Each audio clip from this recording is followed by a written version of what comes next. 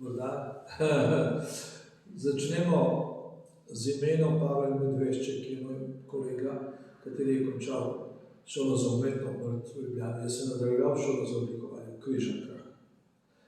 Vem, da so naši profesori v takratnem času zelo veliko poudarjali etnologijo, etnografijo, mojstrske vede in tudi vede, ki so povezane z občutnim sensibilnostjo, znanjem, tudi parapsihologije ali pa metafizike.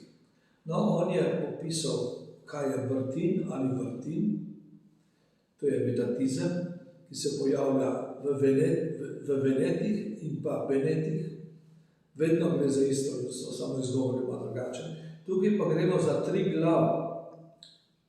Kaj pa pomeni ta tri glav? Pomeni tri božja, tri možjat. To se pravi, trijedini Bog s tremi obrazi. To arheoloških dokazov, koga hočete, na italijanski strani. Kaj pa pomeni ta tri glav? Pomeni, da mi imamo dve oči, ko se nam odpre ta tretja piljana žleza, takrat postanemo že polbogovi. Naši predniki so uporabljali ta vrtin, ki je energija teče po teh kanalih in se vrača, ko mi z roko oddamo to energijo, lahko delno tudi čaramo. Oni so uporabljali, če ženska ni zanosila, je tisti, ki je uporabil samo en gospodar, ponavadi družine vrtel in se je zgodilo čudež.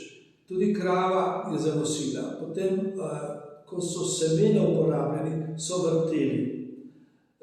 Uporabljali so za vse možne namene, ko znanost ni mogla več, potem so uporabljali ta. Danes se vračamo v tisto obdobje, da človek spozna, kdo je, s kim prihaja kam.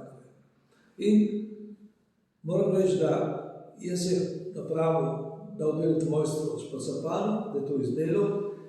Saj baba mi je dal tudi v tej pikci, mi je dal tudi še malo vimutija iz obeh strani in moja hčerka Katjuša je to vzela en dan v roke in se je zelo čudež.